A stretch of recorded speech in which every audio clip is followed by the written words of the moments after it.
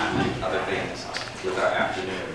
I want to welcome you here to the tap room for those of you who are from RISD and those of you who are not a part of the RISD community. I want to welcome you to RISD and to our conversation as it relates to, and we hope that you feel welcome to participate and enjoy deeply. My name is Tony Johnson. I'm the Director of Intercultural Student Engagement at RISD. And on behalf of the pre-Ferguson, present Ferguson, and future Ferguson committee of some really talented people, and I want to welcome you to these conversations. These are conversations that we want to start now, and we have every intention of continuing these conversations through events and artistic opportunities in the coming months. If you attended last night's panel discussion, you will know that we kind of started talking about the complexity and the history of how we got to here, why we're here, and what we can do to move forward. And as we were in those conversations, I was reminded of Harry Belafonte, who visited our campus about 2 years ago, and he quoted Paul Robeson saying that artists are the gatekeepers of truth. And I was reminded of that last night, and I posed the question to myself, and I posed it to you today, those of you who are artists, what is the gate of truth? And what is the gate that you are using to expose truth? And in what ways you're exposing that truth? And what truth are you holding back? So I challenge you to think about that reality that you are a gatekeeper of truth. And how are you using your talents, your skills, your gifts, and your brilliance to bring forth the issues, one of which is Ferguson and all of the complexities of Ferguson. So I challenge you again, as Harry Belafonte challenged us a few years ago with that particular statement. We are here because students and staff and faculty alike wanted to bring our community together to address all of what Ferguson is saying to us today. And so today's event is really about artists. How do we respond as artists to this? How do we use collectively our skills? How do we mobilize? And we brought to campus some incredible people who will talk a little bit more about that. I do want to acknowledge those individuals who are who have made it possible for this to happen today. So if you were part of our committee to produce this, I want you to please stand so that we can just acknowledge you and give you our thanks.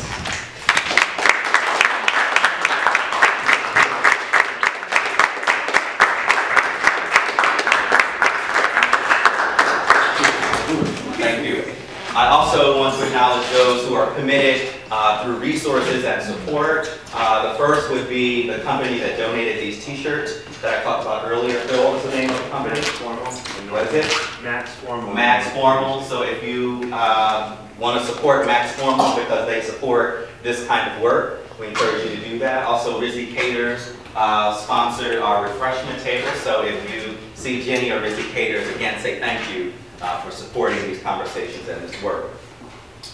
And lastly, I want to thank AAVP, who I'll talk about a little bit later, for coming up here to really ignite some of these conversations as to how we do this work as artists and designers.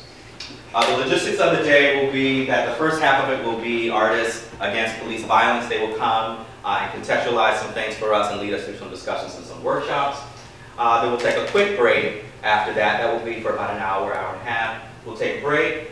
And then we'll begin to start our RISD intervention and our RISD discussions about how we intend to acknowledge Ferguson and all of those issues surrounding that with an artist intervention that we'll talk about a little bit more. Things are still coming in terms of how people can respond and connect as a community to Ferguson. One of the things that I received 3 or 4 days ago was a prayer visual for peace that is coming up on Tuesday, January 13th.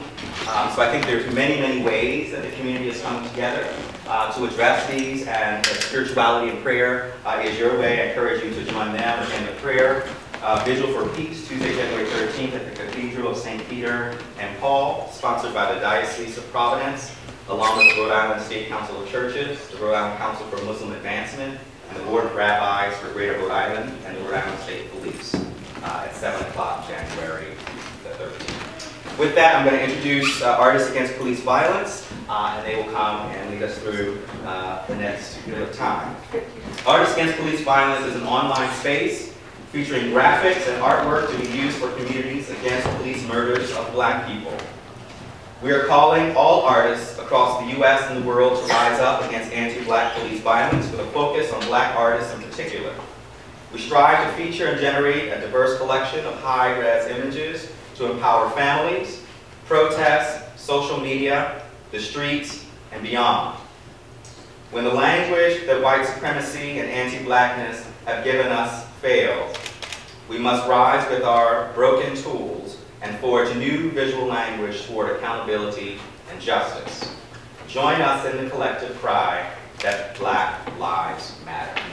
With that, I present to you Jess and John, Artists Against Police Violence.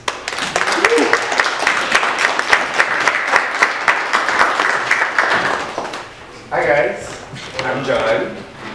I'm Jess, and I'm both 2013 RISD alumni. Graphic design. And So the very first thing we're doing is, well, thank you everyone for being here today and joining us. Clearly this is an important issue. It's something that we very much believe in, and it means a lot that we have your support and we believe in it too. So thank you for being here. We really appreciate that. yeah, so before we begin our presentation, we wanted to start out tonight with some spoken word performances of a few local Providence poets, and also a few poets who perform at who are students at RISD. And how we think spoken word is one of the many ways that people can respond to police brutality, and similar to the work, the visual artwork that we're featuring later, we wanted to show how spoken word is as important to the Black Lives Matter movement as the visual art is. So, and the first poet who's coming up is Static, and then followed by Christopher Johnson, who's a longtime friend of mine, and